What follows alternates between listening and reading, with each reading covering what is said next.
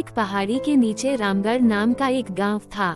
गांव के सारे जानवर हरी घास खाने के लिए सुबह उसी पहाड़ी के ऊपर बसे जंगल में जाते और शाम होते होते घर वापस आ जाते थे।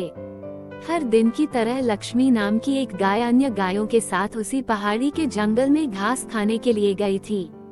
वो हरी घास खाने में इतनी ज्यादा प्रसन्न थी कि वह कब एक शेर की गुफा के पास पहुंच गई, उसे पता भी नहीं चला। शेर अपनी गुफा में सो रहा था और वह पिछले 2 दिनों से भूखा भी था। जैसे ही लक्ष्मी शेर की गुफा के पास पहुंची, गाय की खुशबू से शेर की नींद खुल गई। वह शेर धीरे धीरे गुफा से बाहर आया और गुफा के बाहर गाय देखकर खुश हो गया।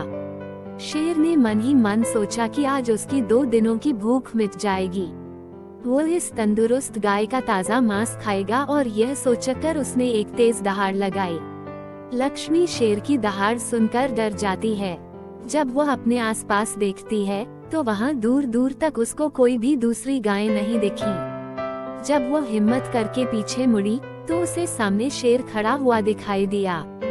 उस शेर ने लक्ष्मी को देखकर फिर से दहाड़ लगाई है और लक्ष्मी से कहा, मुझे 2 दिनों से कोई शिकार नहीं मिल रहा था, मैं भूखा था। शायद इसलिए भगवान ने मेरा पेट भरने के लिए तुझे मेरे यहाँ पर भेजा है। आज मैं तुझे खाकर अपनी भूख मिटा लूंगा। शेर की बात सुनकर लक्ष्मी डर जाती है।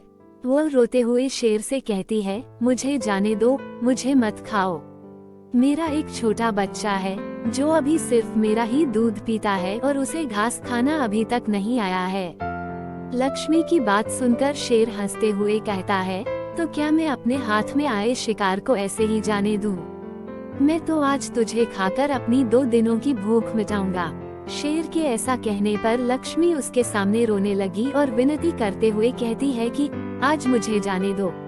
मैं आज अपने बछड़े को आखिरी बार दूध पिला दूंगी और उसे बहुत सारा प्यारा करके कल सुबह होते ही तुम्हारे पास आ जाऊंगी।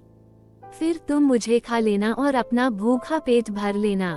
शेर लक्ष्मी की यह बात मान जाता है और धमकी देते हुए कहता है कि अगर कल तू नहीं आई तो मैं तेरे गांव आऊंगा, फिर तुझे और तेरे बेटे दोनों को खा जाऊंगा। लक्ष्मी शेर की यह बात सुनकर खुश हो जाती है और शेर को अपना वचन देकर गांव वापस चली जाती है। वहां से वह सीधे अपने बछड़े के पास जाती है, उसे दूध पिलाती है और बहुत सारा प्यार करती है। फिर बछड़े को शेर के साथ हुई सारी घटना बताती है और कहती है कि उसे अब अपना ख्याल खुद ही रखना होगा। वो कल सुबह होते ही अपना वचन पूरा करने के लिए शेर के पास चली जाएगी।